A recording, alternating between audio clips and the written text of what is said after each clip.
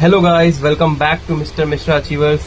आज हम standard 10th के मैथमेटिक्स सीरीज को स्टार्ट करेंगे, जिसमें आज हम X1 के चैप्टर 1 जो कि लीनियर इक्वेशन इनटू वेरिएबल है, इसको स्टार्ट करने जा रहे हैं। तो दोस्तों, आप जानते हैं इक्वेशन क्या है। इक्वेशन मतलब लेफ्ट हैंड साइड में कुछ है जो बराबर है राइट हैंड साइड के। सो LHS इक्वल टू RHS, ये एक इक्वेशन है। इक्वेशन कुछ भी हो सकता है। आप इसमें वेरिएबल्स रखते हैं। वेरिएबल्स क्या होते हैं?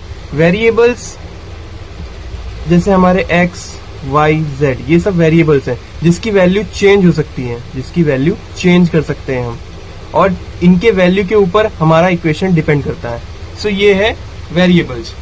अगर आपको मैं इक्वेशन बना के दूं तो x² plus 4x plus 32 equals to 91, ये एक इक्वेशन है। और इस इक्वेशन में हमारा x वेरिएबल है। अब हमें x की वैल्यू निकालने के लिए हम इसे सॉल्व करेंगे, जिससे हमारी x की वैल्यू आएगी इस पर्टिकुलर इक्वेशन के लिए। सो वैसे ही इक्वेशन होता है। तो अब लीनियर इक्वेशन क्या है? लीनियर इक्वेशन समझने के लिए हमें समझना पड़ेगा पहले डिग्री क्या होती है।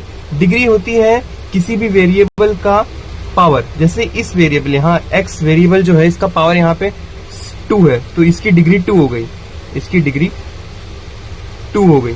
सो लीनियर इक्वेशन मतलब वो होता है जिस इक्वेशन में वेरिएबल की डिग्री 1 हो।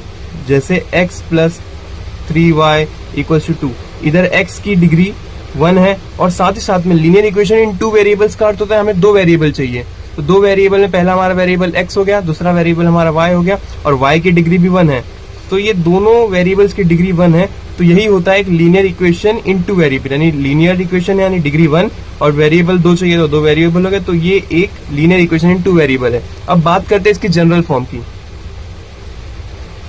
तो जनरल फॉर्म क्या होता है? जनरल फॉर्म होता है ax plus by plus c equals to z।